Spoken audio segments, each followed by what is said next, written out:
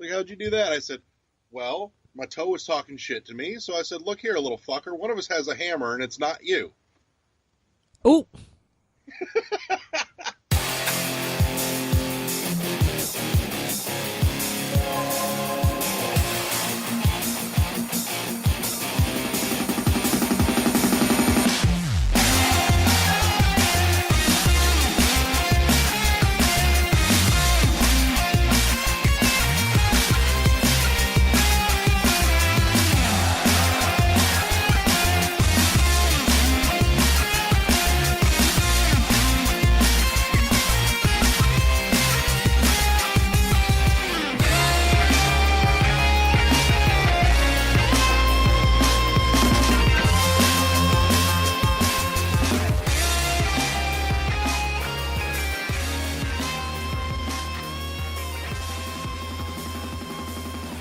Hello, everybody. Welcome to World 101 Podcast. I'm your host with the most, the Nestle Chocolate Wonderball himself, Mr. Eddie V. Joining me is the Red Velvet Nordic You want to V. do over? I said I'm about to say red naked because he's a delicious morsel, Mr. Larry Giver. What up? How are you doing, Mr. Apparently I'm a walking fucking calamity. Oh, wow. Calamity Larry. Oh, goodness. Medea, girl, shut up down there. Oh, God. So, yeah, that's been fun. I managed to break my toe today. That was great. Oh, Happens. I kind of was worried. I'm just like, are we canceling the podcast? I haven't heard No, anything. I'm not canceling it. It's not like I can't fucking talk. Well, yeah. Walking is kind of out of the question for the most part. What'd you say? I said walking is kind of out of the question for the most part. But And that's what I had the question about. We're just like, will he be able to walk? I'm like, So, but yeah, that was great fun. So, the fuck have you been playing? I've been playing Horizon Zero Dawn, still getting through that game, and as good as this game is, I really hate the shops in it. Yeah. Yes, because you have to find materials in order to buy armor or buy some kind of bow. Like, it doesn't make sense. And you could it's nice that you could set yourself a mission to go to that area to find that item that you need. But of course you have to hunt for it. Well, if that particular dinosaur don't drop that item that you need, it stays on your map saying that it's incomplete. So now you have to try to get away or hopefully be able to restart it and fight the whole monster again. Well, that monster might have a longer energy bar because I fought this dinosaur, trying to get this piece so I could get, some new armor. And of course I died stupidly time to time. And I literally had to shoot, duck, scamper away, hide as he looked for me, let him go back, actually let some guards come around, shoot the dinosaur so that he could focus on the guards and the guards could shoot him and stuff. And I had to dwindle his health piece by piece. And because your currency is actually dependent on your metal shards that you get, your currency is also used for making weapons, to make your bows.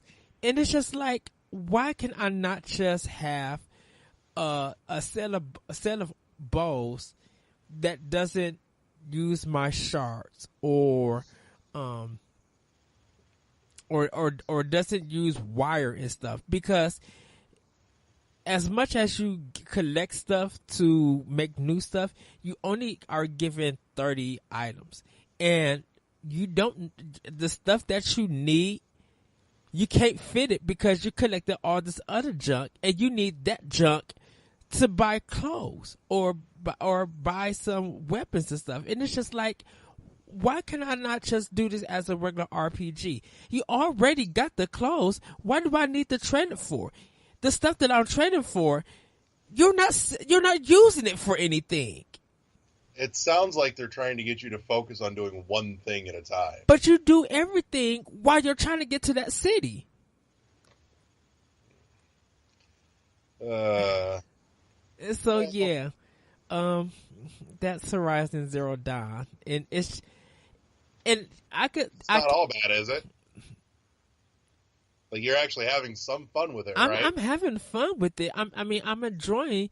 I'm learning most of the game, but it's just like I can't fight the harder, or I can't run away from the harder enemies because I don't have the correct stuff to get the armor to really protect me, and I have to fight them, and hopefully not have one-on-one fights turn into a multiple things of fights because I have to keep dodging, and I just can't shoot anywhere because it doesn't take off much energy. So it's just like, come on now, and I just feel like if I wanted to do something like this but do something better, I'll go back and play Tomb Raider or Rise of the Tomb Raider. At least I know that if I buy that even has a horrible kind of shop selection and how you buy things. Why can't people just get merchandise stuff right? Why can I just not pay you currency and not just get the item and move on? Because that's too simple. Like, it's not even that hard in Breath of the Wild. At least I can make food, sell it, and get some money. Or sell some monster parts because I'm consistently getting monster parts. And I don't need the monster parts like to make elixirs and stuff. I'm more concerned about my food so I can stay healthy. Yeah, I mean, honestly, I've found almost no function or worth in the elixirs for the simple fact that I can get a lot of the same effects out of foods, plus I get health regeneration at the same fucking time. Yes. So it's just like, what's the purpose? I mean, I only need to sell the stuff to get currency. But I have enough currency to buy a particular item, but I gotta fight this enemy. And this enemy did not drop the item that I need. And I have to shoot stuff off this enemy, have him journal his health down in order to defeat him. And it's just like, why? So that's I feel like I just want to now play go through the main story and not even do side quests. That's sad. Because the side quests are good for getting experience and stuff, but there was a side quest that led into another side quest that led to another side quest that took me away from the area that I needed to be at. And so now I gotta run almost like 1,000 miles in order to get back to the thing. Because to fast travel, you have to have a certain item to even do fast travel. What? Yes. You have to buy it looks like a sleeper bag to fast travel back to where you need to be at. And plus you have to be at not be at a campfire or anything, but you got to make sure that you light up a fire, like do a manual save or a quick save, in order to be able to fast travel back to that thing. And it's just like, are we still doing this? Guerrilla Games, why? Because apparently somebody still thought it was a good idea. And then you play Breath of the Wild, you can fast travel anywhere that you want to. I will say I have a small irk with the fast travel in Breath of the Wild. I know there's so many waypoints throughout the game, but I wish to God I could set one. Well, yeah, but you know what? I think because of the shrines and the tower and stuff is so spread across that it's not bad to where you need to be at to fast travel there. You don't need no item to fast travel. You could literally be jumping or gliding and be able to fast travel. Yeah, you just have to have found a shrine somewhere nearby. Yes. Which I have not necessarily found some that are close to where I need them to be. So there's been a couple points where I'm like, I could really do with a custom waypoint. That would be helpful. Yeah, and I also It's a fairly minor gripe in the grand scheme of things. And I also been playing all my PS4 games on the external hard drive, and it's taking me days, feel like days, to get everything on it. And I'm not even. It took, I think, 6 hours to move the stuff that's on my system onto my external hard drive, and now it's probably taking me an hour and a half per game to put on my external hard drive. That's not on my system. That's too fucking much. Yes. So the only thing that's like literally on my system is like Twitch, Netflix, Hulu, and YouTube, and some other applications like the updates. Right. And that's kind of pretty much all I want on my system is updates. I don't want. Yeah. It's just tedious and obnoxious. Yeah. So, it's battery, well, not battery power, not AC power, but it's connected to the system, so the system powers it, recognizes it. I formatted just like I did my Xbox One and my Wii U, and so now it's just good to go. That's good. I played also Pokemon Sun, getting a little bit further in that. I just got to like the first city, so. I haven't been playing my 3DS because I've been doing other things. And getting ready this week to do my optional opinion feature, and that podcast for that episode, which is going to be, for this week's feature. And so, that's what I've been up to, what I've been playing and doing. Right on. Eddie called me out on it, guilty as charged. I've been playing a whole bunch of Breath of the Wild still. It's been a go-to for me, just because I'm putzing around going, I want to see if I can upgrade all of this, or if I can collect all of that, and just wandering around. In between, though, I am a hair away from finished with the Spectre Knight campaign on Shovel Knight, and it's fucking fantastic. It takes all the old level themes from Shovel Knight, and instead of just giving you the exact same levels with a different way to get around it, they've all been designed from scratch around Spectre Knight's movement abilities, and it's got a lot more. His moveset is a lot more aerial focused, with wall running, wall jumping, and using his scythe to like attack / grapple, project himself through the air. It takes a few minutes to get the hang of, but once you've got it, it feels so buttery smooth. It's a fuck ton of fun. Can I say every time I see that game in motion, I continue to think of Devil May Cry, like DMC. See a little bit, and what other? There was another game that it might be Ninja Gaiden or it might be Bayonetta 2. It's one of them. Whatever has it is Devil May Cry, because you do like for a DMC Devil May Cry, I should say, because one of the blue weapons is like a scythe and it's kind of fast and stuff. And every time I look at it, it reminds me of that, and I was just like, goodness, I wish this game was almost like a beat 'em up, the Spectre Knight, so I could just go around, dash, and attack, and do air combos and stuff like that. Yeah, it's a ton of fun. I like they took some of the Shovel Knight formula, and Spectre Knight is formulaic in the way Shovel Knight is, but the formula itself is different.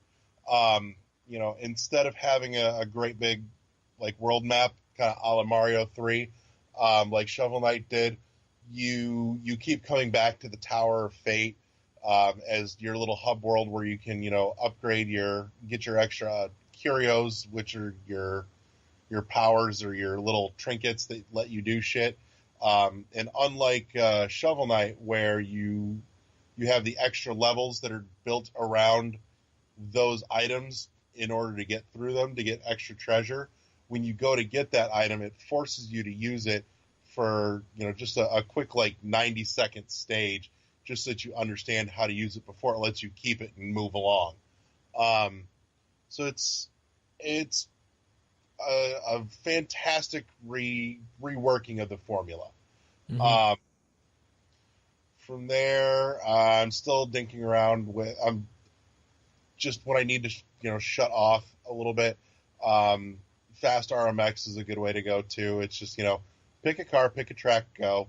The online's not bad. It runs reasonably smooth. It just doesn't have a whole lot of options to it, which is really kind of the only downfall. But considering the game's a whopping $20, I don't think I've got a whole lot of room to bitch. And then I also picked up Othello, actually. You can point and laugh all you want, but I happen to like Othello. Can I ask you about that? Yeah. Is it the remake of that old NES one, or is it like a new design Othello? Othello is Othello. It's an old fucking board game. Well, yeah, but you remember there was an NES version of it. Yeah, I had it actually. Oh, trust me, I played it many of times. But see, I don't know if this Othello was if it's a remake or anything, or is it just they just brought the game back and made it fresh and new, or made it different? I don't know. I mean, Othello is Othello is Othello. It's a fairly bare bones board game. It's just a little bit of strategy and thought, but it's not deep like chess or anything. But it's relaxing enough that I can just kind of sit and play. And I do like the control options that they gave for Othello on the Switch. It gives you the option to either hold your Joy-Con sideways like you do if you're playing multiplayer, like with snipper clips, or you can hold it straight on like a remote, because everything you need is there. So if you can one hand control the game, because it doesn't need two hands to play it. Can I tell you right now? I just popped in my head. If they made a 4-player Uno, and everybody plays with their own Switch, so you can't see the screen, like, or even Connect 4 would have to be like 2 players, like on the big screen. But even though that would kind of be cool, like the one that like Dave and Buster's or something. It's that big one, and you select which one that you want. I could go for that one. Yeah, I mean, Othello's fairly bare bones, but it's a whopping $5. I don't feel particularly gypped for having bought it, if for no other reason than it actually has some reasonable control options that I think most companies would not have done. I don't even know who the fuck made it. I haven't looked. I just went, ooh, Othello. I want to play this. Click. I think it was published by 505 Games. I'll have to look. But, matter of fact, who made Othello? Yes, everybody. Live from Larry's house. Well, not me. Arc System Works. That's who it is. Arc System Works. Okay. So, kudos to them for putting in decent control options, because that game does not need to be two-handed to play. I wonder, is Arc System Works a second party, like a middleware party? But I know they're kind of indie because they made a lot of games. Like they did a Double Dragon game, I think. Well, no, because Wayford Studios did the one for PS4. But Arc Systems, they did some. I think they did. I think they're the makers of Guilty Gear. Okay. But yeah, that's most of what I've been playing. I've also been toying around with a little bit of Rocket League off and on, and at some point I will wear myself down with Breath of the Wild and go back to playing more Witness, because it's still kind of calling me from the back of my brain. Mm-hmm. I just have this. Breath of the Wild just gives me my ADD fix from like, I'm gonna go do this, and then I'm halfway to something. I'm like, ooh, shiny thing. I'm gonna go check that out instead. I kind of need to cut on my Xbox One and update my Watch Dogs 2 so I could do the new indie. Because I haven't I haven't played my Xbox One in almost about 4 weeks, and I've been playing that mug a ton before Breath of the Wild came out. Oh yeah. Well, I was in the middle of working on trying to find all the puzzles in The Witness when Switch and Zelda came out, and so I haven't really gone back to it yet, but I should. Does it give you a percentage on how many you found, or? I'd have to look it up, and I don't remember what it is. It doesn't give you the percentage; it just gives you the number. Okay. So, but yeah, that is that's a personal goal, is just to find and 100% The Witness at some point. There's a game called Flint Hook. What is it? Flint Hook, FLINTHOOK. It's like a pirate, and he has a hook, but they say it's a rogue Metroidvania game. And kind of like not the 8-bit, but it's in that pixel art style. Okay. I think it's on Xbox One and PlayStation 4. So probably check it out on check because they're doing a physical copy of it, like a limited run, but they might be already sold out. And I was just like, I thought this game was coming to Switch, and it's not. But I looked it up. I'm like, ooh, Larry might like this. Okay. Oh, that's the other thing I was playing too. I've been playing some more Binding of Isaac. So. Oh, everybody's been going crazy for that game. I like Isaac. Isaac is either going to be 100% your kind of game or 100% you will hate it. There's just no in between with Isaac for like anybody. Well, I think of it this way: if you're a fan of Geometry Wars or Smash TV, you'll get how to play Binding of Isaac. Yeah, I mean, Binding of Isaac is a combination of like twin stick shooter and dungeon crawler. Yes. So it's fun. I enjoy it. I certainly get my money's worth out of Isaac. I mean, dear God, there's so much to pick up item wise though, and experiment with, and you know, there's always some risk reward in just about everything with Isaac. Like, not even all the items are going to be good for you. You'll get something, you're like, I have no idea what the fuck this is or what it does. So we're going to find out, and you go, oh shit, I've just crippled myself. What if Nintendo did, everybody roll with me with this, Nintendo did a Geometry Wars collection for Switch? I'd be extremely thrilled if anybody did a full-blown fucking Geometry Wars collection at this point. I don't particularly care where it shows up. Would I like it on the Switch because I can take it with me? Yes. Because there was a Geometry... I've already got it on my DS because Geometry Wars Galaxies was awesome. Yeah, didn't it come out for Wii also? Yep, and it was excellent there too. Yeah, so I would love Honestly, I think it was better on the Wii than it was on the DS. But DS.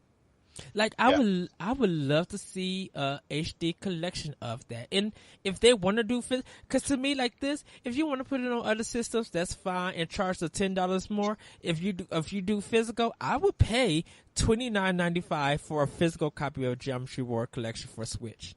Honestly, I would happily pay $40 for a full blown collection if it had 1, 2, 3, and Galaxies. That's worth $40. What was the last Geometry Wars? The one that we were talking about. Was that 3?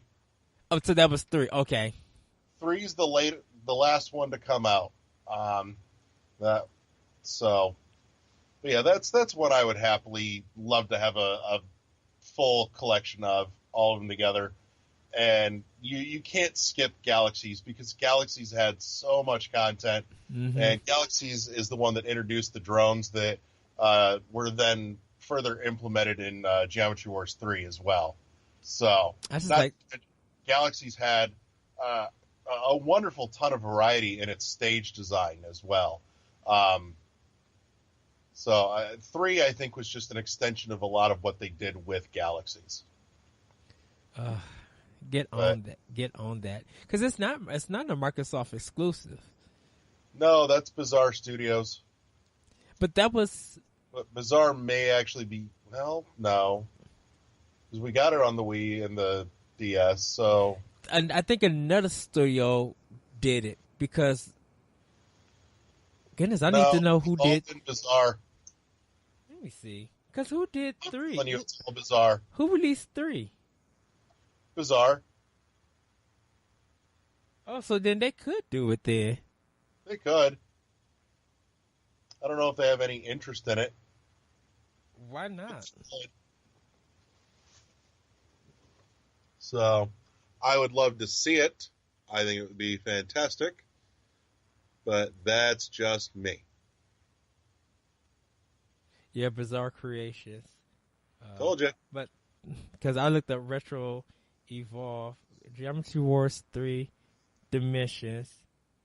Okay, so, actually, so the distributors is Activision, the developer is Lucid Games, and publisher is Sierra Entertainment. So apparently Bizarre got all the way out of it then. Yeah, because developed by Lucid Games and published by Sierra Entertainment. The game, this is Geometry Wars 3 Dimensions. The game was released on November 25th, 2014 for Microsoft Windows, OS X, GUN, Linux, PlayStation 3, and PlayStation 4. On November 26th, 2014 for Xbox 360 and Xbox One. And in the middle of 2015 for iOS and Android. Thanks, Wikipedia. Yes. Hold on. It says it is the 6th installment in the Geometry Wars series, and the first one developed after the creator of the series, Bizarre Creations, was shut down by Activision. So Activision actually brought them out, and then Activision closed them. Okay.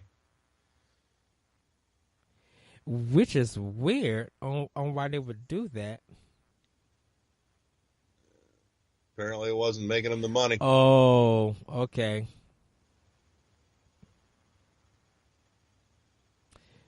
Because they made Blur. No. Bizarre Studios didn't do Blur. They did Project Gotham. It says right here. Did they do Blur as well? Yep, it says Bizarre Creations was acquired by publisher Activision in 2007 and subsequently completed its racer Blur in May 2010. On January 20th, 2011, Activision announced Bizarre Creation would close and later confirmed the date. Bizarre marked the closure by releasing a retrospective video of its life's work. Huh. Interesting. Yeah, I know that Geometry Wars was originally tied to Project Gotham Racing. Yeah, because Geometry Wars Retro Evolve, Geometry Wars Galaxies, Geometry Wars Retro Evolve 2, Geometry Wars Touch, and that's the 4 games that the Bizarre did. Okay. Yeah, because they did Project Gotham Racing 2, Project Gotham Racing 3, and 4. Oh, shoot, that was big. No, they did. Yeah, they actually did the whole Project Gotham race. Yeah, you're right. But that's 4 good games. Oh yeah. How did the heck they get brought out? That's a Microsoft owned game. Mm-hmm. You would think somebody would have a vested interest in keeping that open, but I can only fathom that Microsoft didn't have any interest in Project Gotham anymore because Forza was doing more than enough for them. That's the only thing I can think of. Well, they did the game The Club that was by Sega. James Bond 007 Bloodstone was there.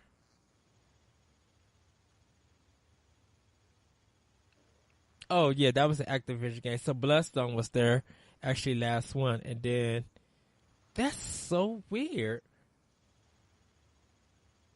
Tropical Street Racing, Fur Fighters. Oh, because of Formula One. So they had experience in racing games. Yeah, no kidding. But shoot, Project Gotham Racing. Oh, I would love to see 5. I would actually love to see that series come back. Yeah, and I think that's a great place to jump into what I really wanted to fucking talk about today. Yes. So, before Microsoft. Yes. So this for actually the discussion of the show, we're going to be talking about Microsoft, and we're just going to probably go random places. I'm going to actually place I want to go with this. I just haven't told Eddie what it is yet. Exactly. All he just said. Let's talk about Microsoft because, and I'm gonna say this before we start our discussion because I'm actually going to hand it over to you, Larry. There was a question about where is the exclusives with Microsoft and why they're not regional. So we might touch on about that, but that's part of it. But there's it's an open platform on where we're going to go. So I'm going to go. So Larry, I'm turning it over to you, and this is just the only topic for the show. So it's just about Microsoft. So Larry, go ahead and start it all off. Why we're talking about Microsoft? So I was thinking about it this week. And something occurred to me, and I'm probably going to catch shit for saying it, but I'm getting a sinking feeling that I think the Xbox One might be Microsoft's last system. I think they are looking to get out of the game. After Scorpio?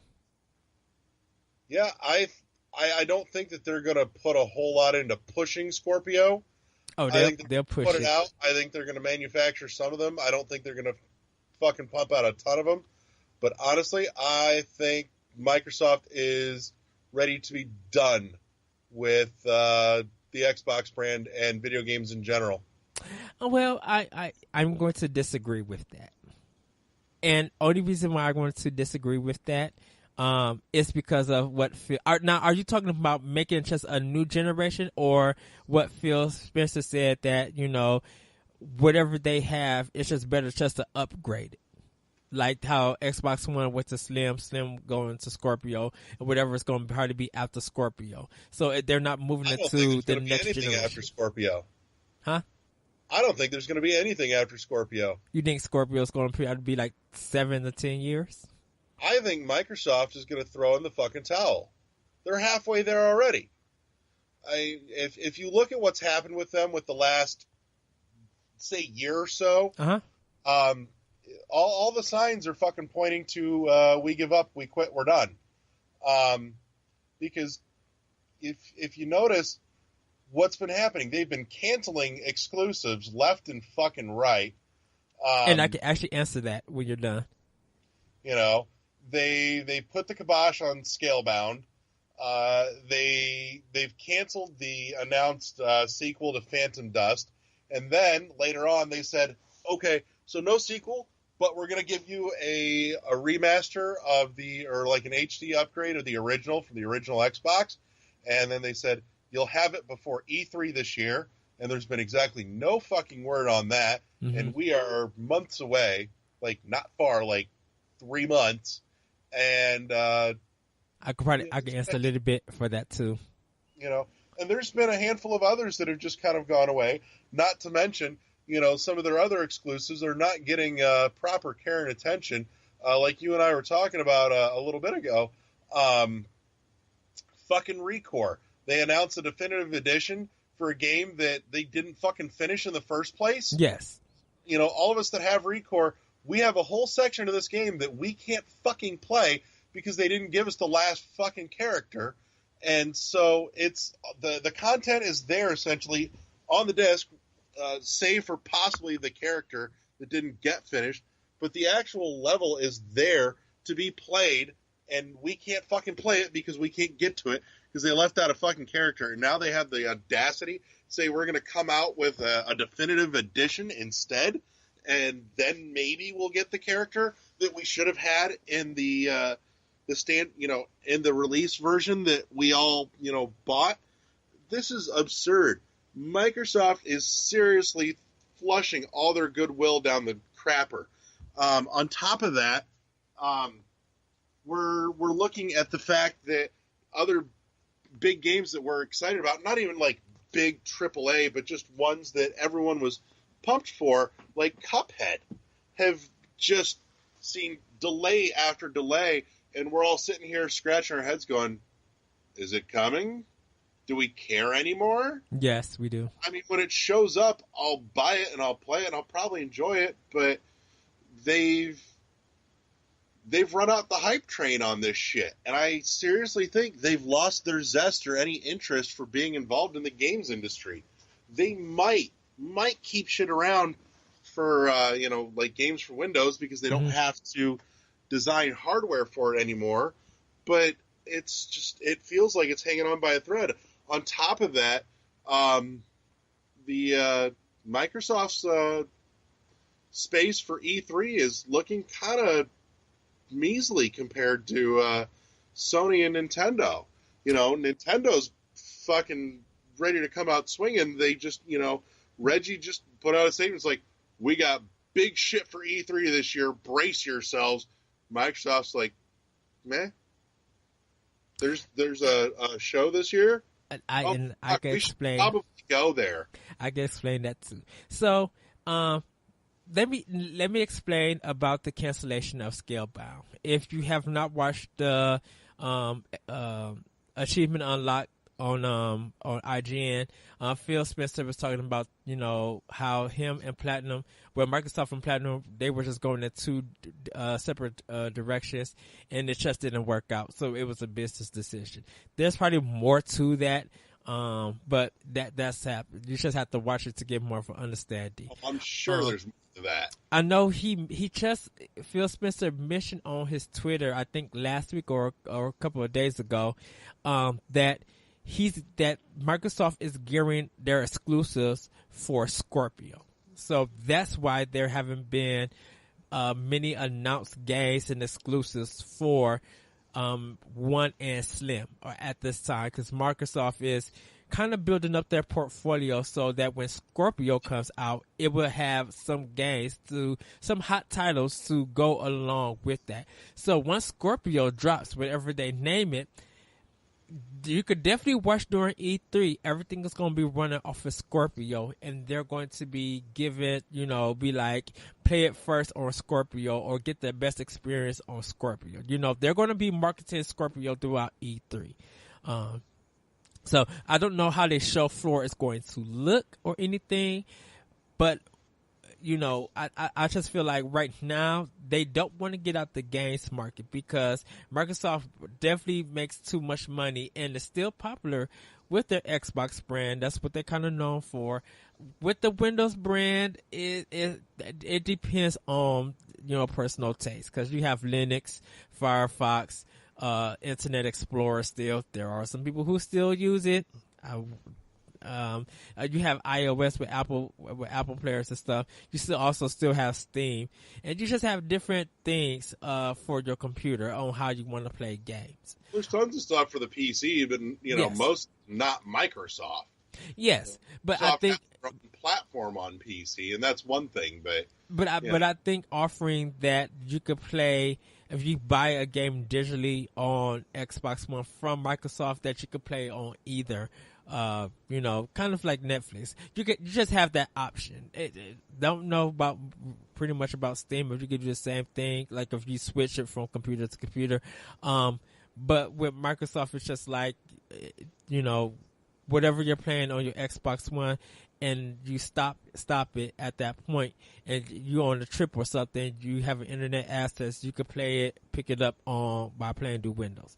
So they have the options, but they want to push stuff for Scorpio. They want to make the spotlight about Scorpio, and I think Microsoft is in a better position with their OS and with their games. It's some of the other stuff. I think Sony is the one that's more in trouble. because they just announced it's a rumor that they're working on another Slim. Don't know if it's a PS4 Pro Slim or whatever. They're working on another of that, and PlayStation is holding up Sony to stay profitable. Their movies and PlayStation's actually putting some love and care into their fucking platform. Well, Microsoft isn't.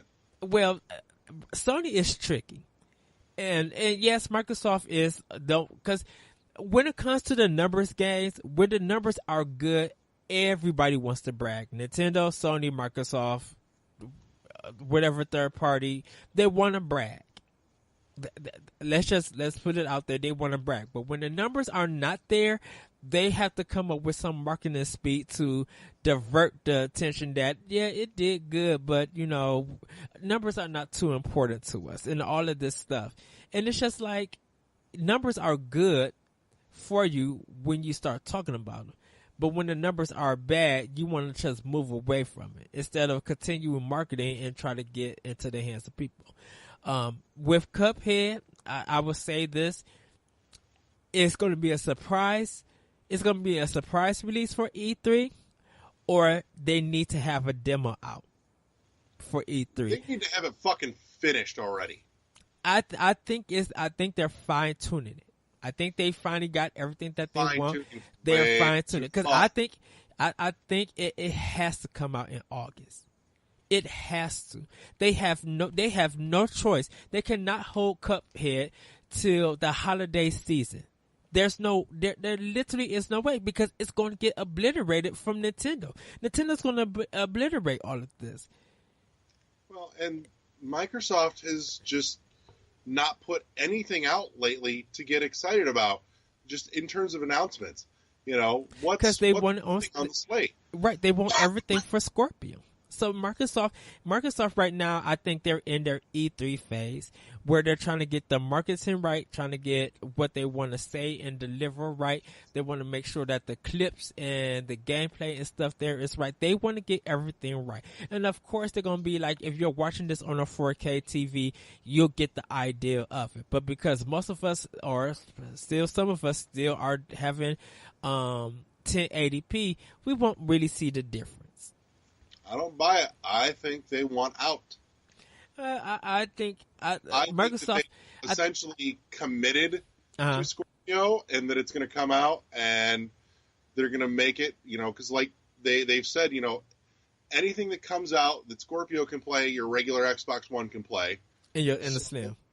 Yeah. So that's already a thing, but I don't think we see anything past that. I think there will be some third-party stuff, but I don't think Microsoft is doing anything to court, any interest in developing for their platform. I think they are. Because there's no third-party stuff even, showing up and saying, hey, we're coming out with this awesome third-party game on Xbox One, and Microsoft just let themselves get buried. Well, I think the thing about it is that for some people, third-party exclusives are not a big thing. First party is. So what Microsoft needs to do is they have to revive some of their old franchises. Phantom Dust needs to come back. Like Project Gotham Racing needs to come back. Fable needs to come back. And work with developers or second middleware developers or even indie developers. They could make a small game. And if Microsoft want to guide them. Get some games that's Microsoft for first party owned, and get these developers to do it. Hey, if I was Microsoft right now and I seen a lot of developers in trouble, for me personally, I would have scooped up Crytek. Well, like I said, Microsoft isn't. I don't see good things happening for them right now. They look like they are in fucking trouble. I think they're quiet because of Scorpio. They don't look like they care. It looks that way, but I think they do care. I think they care more about video games and their business more than Sony does. Because as much as Sony and as much as people are saying that, you know, PlayStation 4, you know, is leading the pack, I think Microsoft is not even. I think Microsoft, and I was thinking about this in my mind today. I was just like, is Microsoft soon going the Nintendo route where they don't care what place they're at?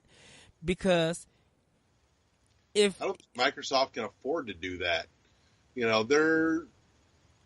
they've struggled considerably to get to a point where, you know, they are profitable in the games business.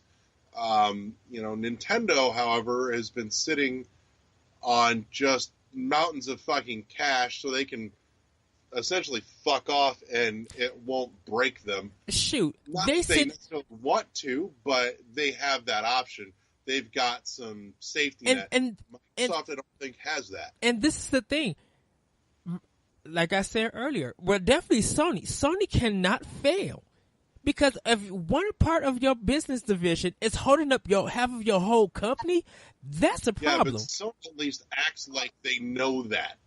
You know, Sony, when you watch their pressers every year, especially the last few years, Sony is trotting out, you know, exclusives. Not necessarily always first-party exclusives, but at least exclusives. Things that, you know, they've managed to court some developers to their platform for exclusivity, even timed exclusivity, because that shit still makes a difference in a lot of cases. But, you know, it's Microsoft, on the other hand, not so much. The last few years, what do we see? We see Call of Duty, EA. You know, we've seen some Gears of War, which hasn't seemed to have done much for them of late. Right. Yes. Halo 5 certainly didn't do a whole lot for them. Halo War, or at least I stand corrected. Halo 5 didn't do nearly as much for them as I think they wanted it or needed it to. Yeah. Forza Horizon 3 did do them good, though. Forza did them really good, and it could Forza Horizon 3 still continues to sell well. So that's still a big property, because I would say the Forza series is probably their number one game franchise over anything else that Microsoft has brought to the table. You know, Halo. That's troubling. Huh? That's troubling to think of. Yes, and don't get me wrong, because I think 343 Industries Studio, I think they're talented. I think they're very talented. I think they had a few mistakes or missteps with Halo 5. You know, the campaign was problematic, but they said that the multiplayer is the bomb. Like, they got the multiplayer right, but the single player, the campaign was just troublesome. And some games that it just happens like that, you know. Oh, but I'll grant that. But, you know, I mean, turn around and look too. You know, their big splash for Halo this year was, you know, Halo Wars 2, and fuck, they're already giving it away with consoles. Yeah, the Halo Wars 2, and like I said, when they showed that game at E3, they should have showed gameplay, because they showed that trailer, and I guess whoever got hyped about it, that's good. But when you go ghost on it, and then you want to do a demo about the game, and then you release it, we don't have you haven't dropped no trailer about it so we could see any updates. You haven't discussed about it, or, you know, kept some of the hype. You haven't marketed that game. You dropped it, and you haven't really said anything about it. Yeah, whoever's in charge of Xbox marketing right now at Microsoft should be aware that they're probably in danger of losing their fucking job.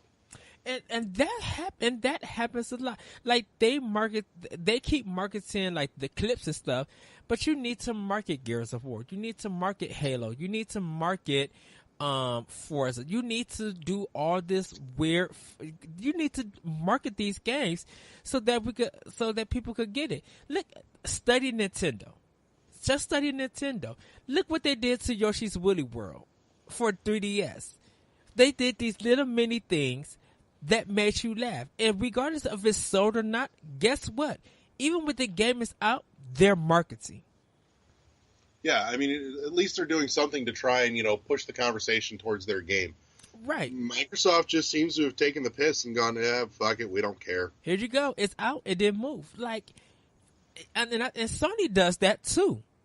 Like the Last Guardian dropped. A game that's been in development for a long time. Okay? If you want to make your money back, market to that game. Yeah. Do you have at least, Horizon, well, not necessarily their game, but at least they've been, that game's been getting pumped and it's been drawing attention to the PS4. And guess what? That was the leading game for PS4 Pro for the reveal. They almost every month they've been doing every 2 or 3 months they've been doing new trailers. Like, they believed in Horizon Zero Dawn. It did pay off. I would give it to Sony. It feels like they're not getting behind anything. They're like, here's the thing, we can't be fucked to actually care about it. No.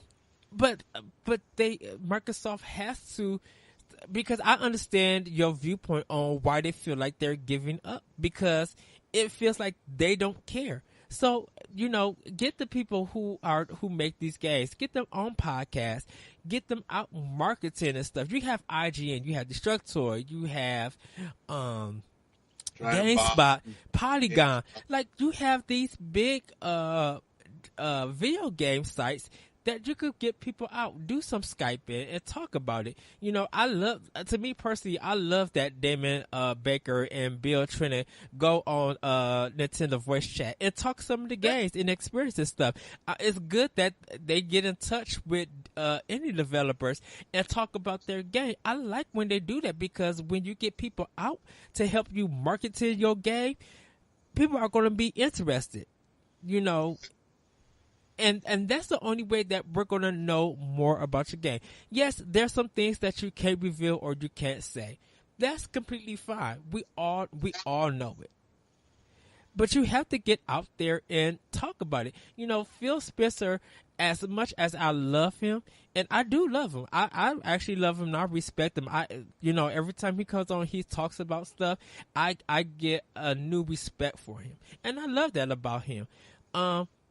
He cannot be the only one that's driving the Xbox One brand. He has to allow people within that company, within their developers, to get out and speak to these other people. They need to market. We need to hear from the director or the artist from Halo Wars 2 so they could talk about it, so we could get involved. Because the more that I hear about the background of your game and the development, I might be like, you know what? I want to try it. I want to go out and get it. But because I didn't, I'm not a strategy guy or any strategy kind of guy or anything, I haven't seen nothing about Halo Wars 2. I know there was a demo of it. It didn't came out. What am I supposed to go on? Exactly. They're not talking about anything. It feels to me like they're doing what Sony did with the Vita. They just put it out and then went, third parties, you go ahead. You make it work, and if not, we don't care. It feels like there's no passion. And when their own product. When the first party gives up before the third party, that's a problem. Oh yeah. Clearly that worked out so well for Sony, but I don't know. And I they just get this gut feeling that Microsoft wants out. Like I said, I don't think they don't want. Well, E3 would be the proving factor. I don't know why I keep moving my hands, but it's just a habit. E3 would be the proving factor if they're going to show that they really are for, they want to stay in this industry for games. Because once again, like I already say, every time I watch, and I could go back and a Nintendo press conference could be as bad as you think about it. But when you look about it, and whether you want to make memes of it and make fun of it, they make their presentation fun. You get some ideas of the games on what's coming and stuff, and you always going to enjoy what they're presenting, because that shows that's a company that's dedicated to games and entertainment. Sony and Microsoft, they put on a pretty picture and they hide behind the picture and don't show you the rest. So they're bluffing me to think that I'm supposed to go off a pretty picture. But pretty pictures don't always do good.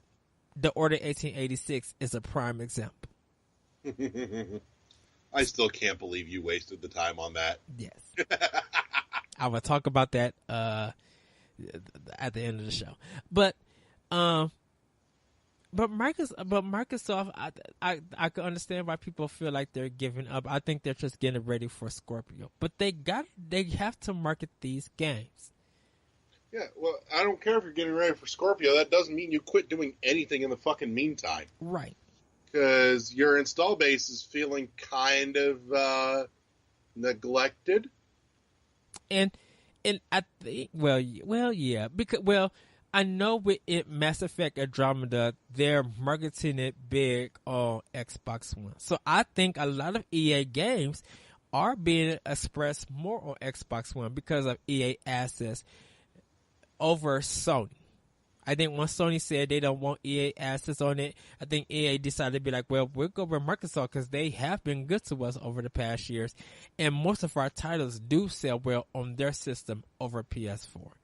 Because when it comes, like I said, when it comes to FIFA, when it comes to NHL, Madden is iffy now. It depends on what system. But NHL and FIFA, those are two big titles on Microsoft platforms. And because they're not really on Nintendo, because if NHL and FIFA were the same exact games on as Microsoft and Sony on a Nintendo platform, people will buy the Nintendo version, and we'll see that with FIFA 18. We'll see what happens with that. But they do a lot of business on EA's platform. EA's platform on Microsoft's platform.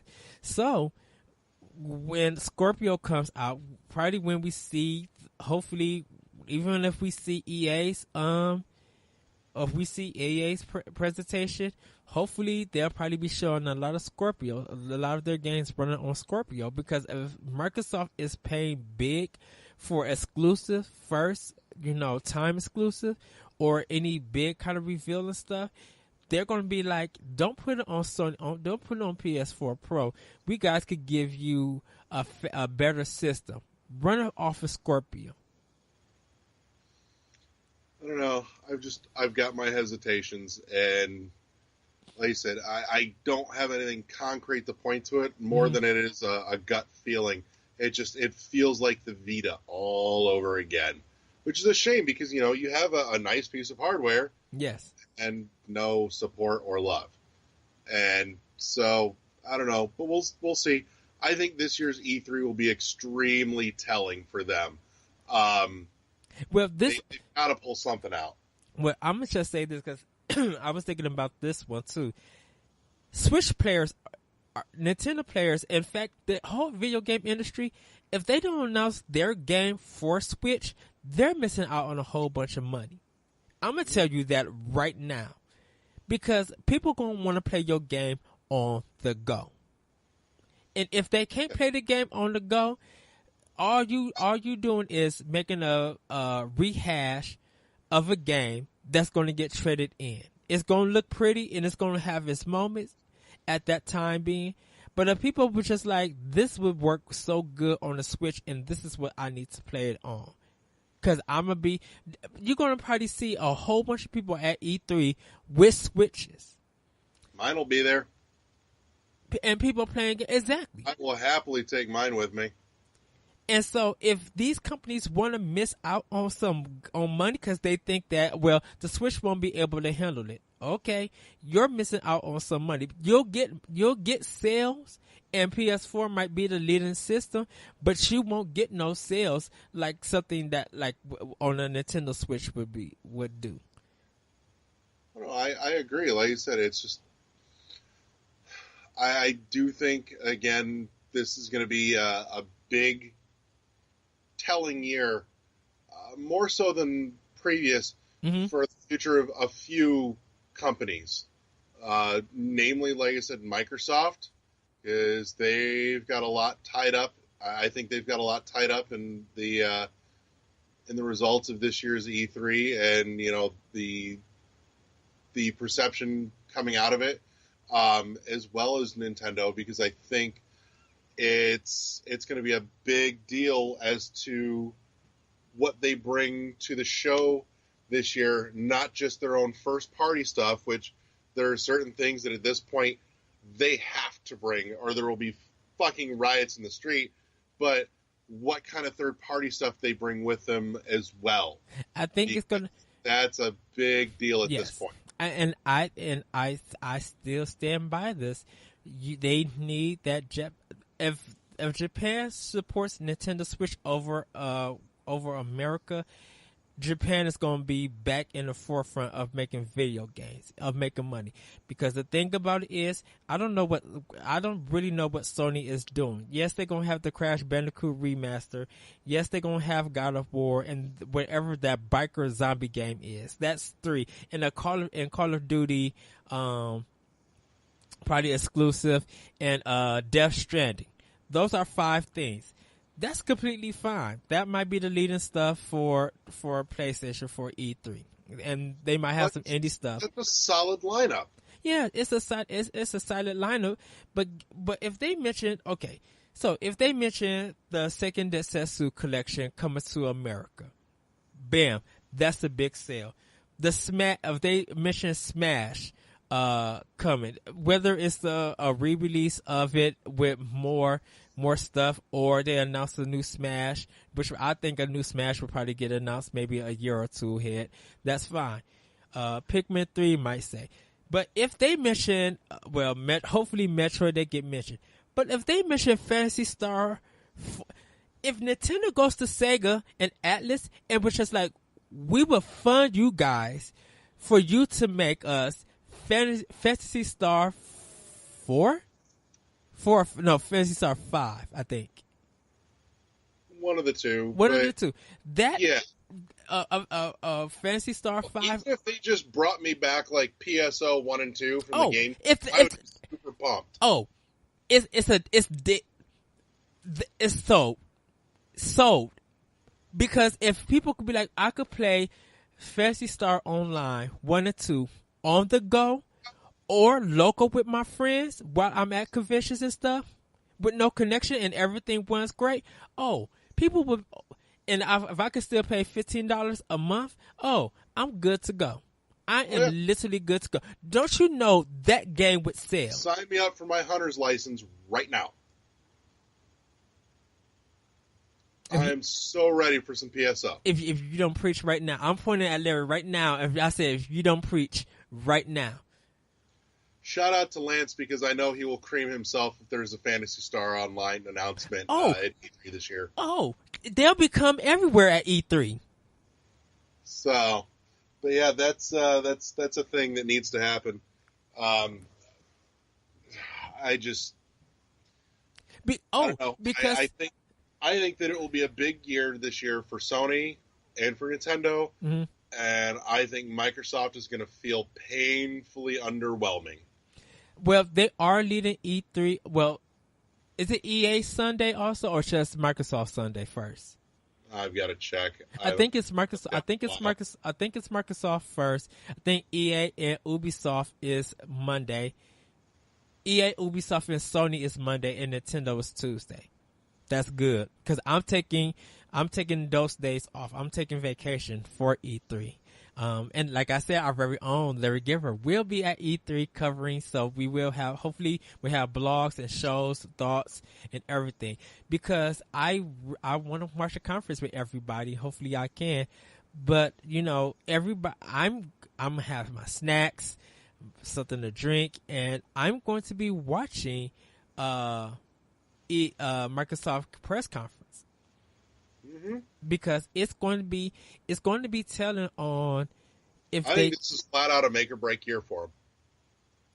Yeah, I believe so. Because I think they're about out of goodwill, and I don't think they're going to be disappointing, but they have to hit it off the ballpark. I mean, yes, start off with Scorpio. Start off with I say start off with Crackdown 3 for Scorpio. Or if you want to do Halo, that's fine. And then show us Crackdown 3 at the end. Or something Project Gotham Racing 5.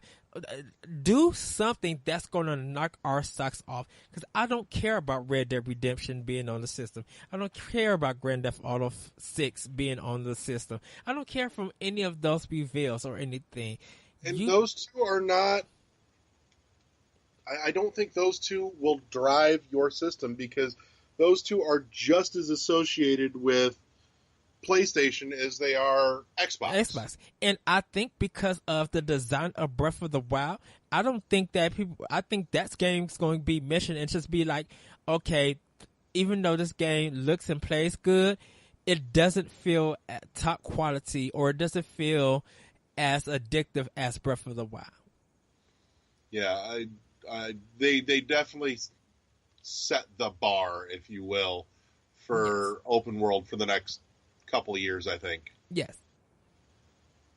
So Microsoft, I understand, and do the whole press conference by Scorpio. Announce a price drop for the regular Xbox One, and announce a price drop for the Slim.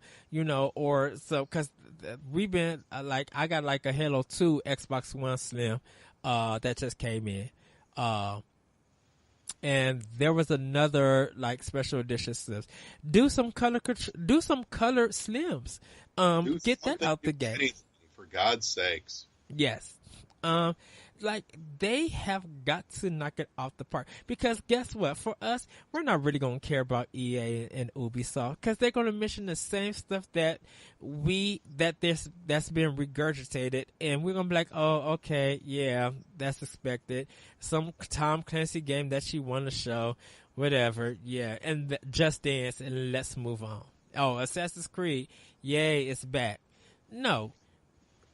That's going to be Ubisoft, and that's going to be EA with their sports and 17,000 Star Wars and all that other crap. Microsoft show is going to sound an awful lot like those shows. Pretty much.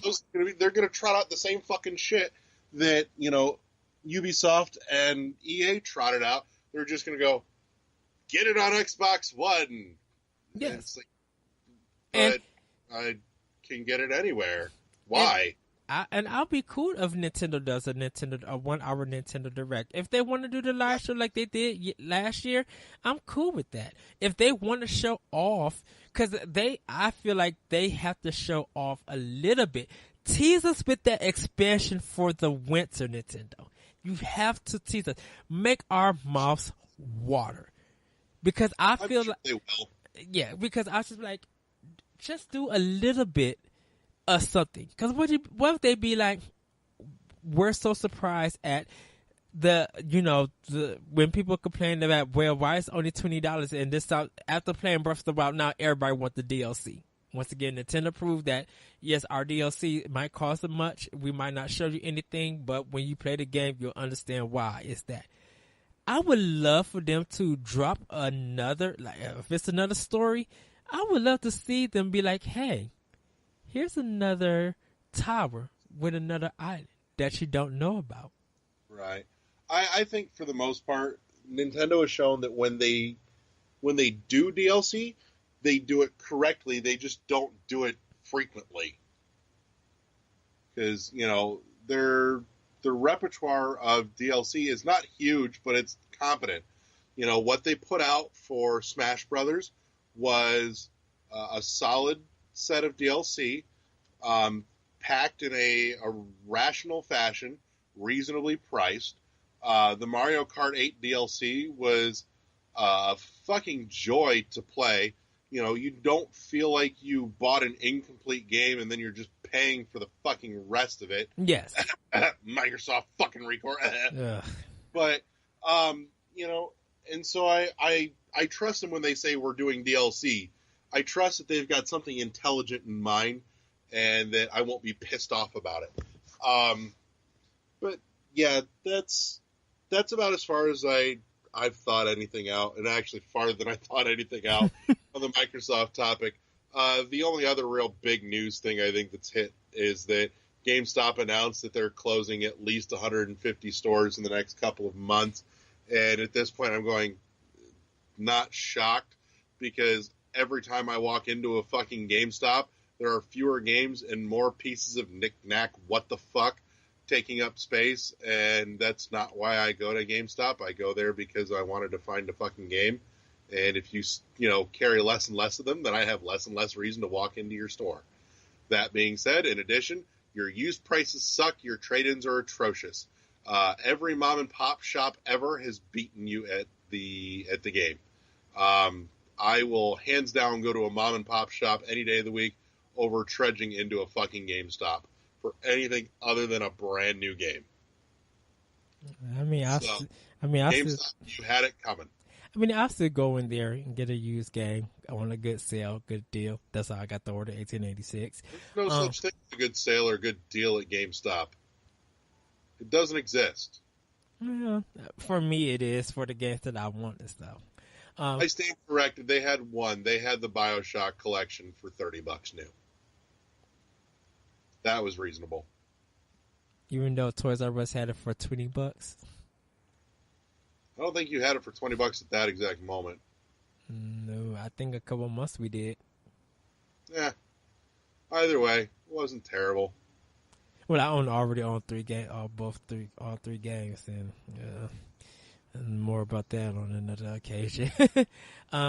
But yeah, E3 should be entertaining. Microsoft, like I said, they have to bring it. I really don't care what Sony's going to show. How about they speed up this install process for their system? And don't say I have to buy a PS4 Pro to do that. You big mouthed the system when you first showed it off. For the last year or two, I've been plenty interested in what Sony's had to say, actually. I haven't. Because, frankly, they have, for the last year or two, they've put on some solid shows. And they've brought some solid stuff to the table. They've brought some passable stuff. So, they've definitely had some of their better shows in the last couple of years. Not that PS4 Pro reveal.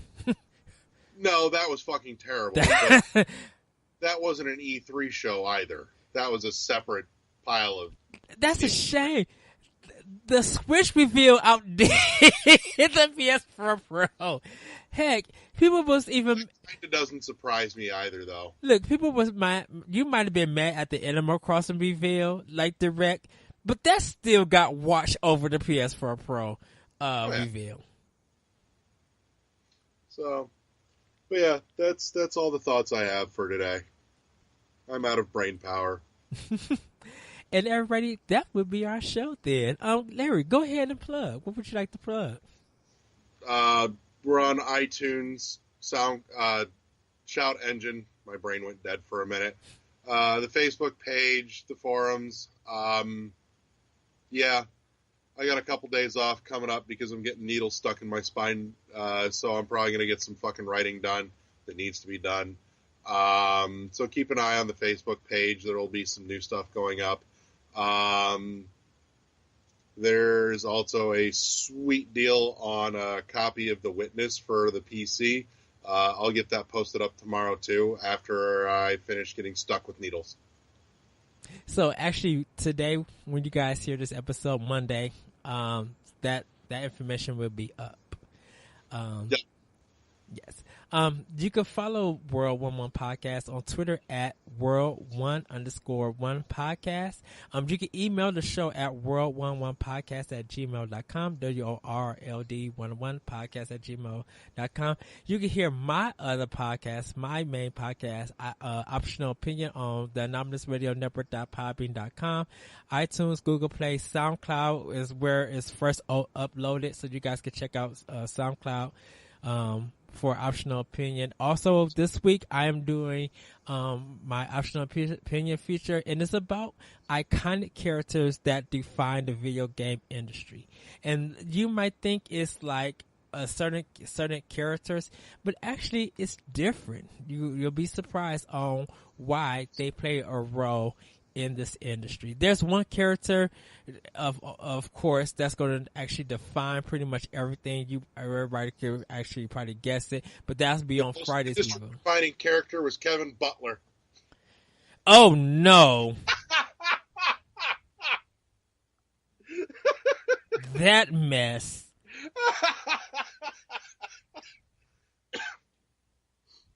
he was the founding character of Sony, and then he got fired, and then all that mess that happened. Yeah, but he was a fucking great character. Yeah, and then all that drama happened after he got fired. That was so crazy. I don't remember him getting fired. I thought he just left. I thought he got fired. Or he might have left. But I know there was problems at. Yeah, but there was like Sony was suing him or something after. Yeah, it's because he was involved in another commercial elsewhere right after. I don't even know how that case even turned out. Yeah, if I feel inclined enough, I might look it up. Shoot. I kind of like video. There you go. Eddie's writing an article about Kevin Butler. Oh no, I'm not. Kevin Butler did a commercial for Sony. The end. Kevin Butler did like the best Sony commercials, though. Yeah, but shoot, Sony had a lot of changes. Like they had the little purple man, the purple face for PlayStation 1, and then it went to Spiral, and then it moved to Crash Bandicoot, and then after Crash, they just did the PlayStation or the logo, and then they moved to Kevin Butler, and then I don't know what the heck it is now. I think it's just still PlayStation. So. Yep.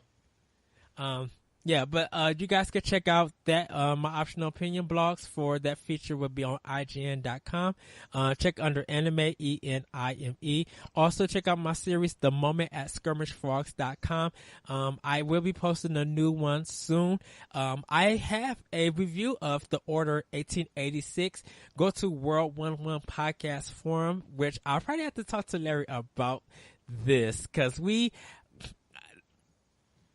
there's a confusion.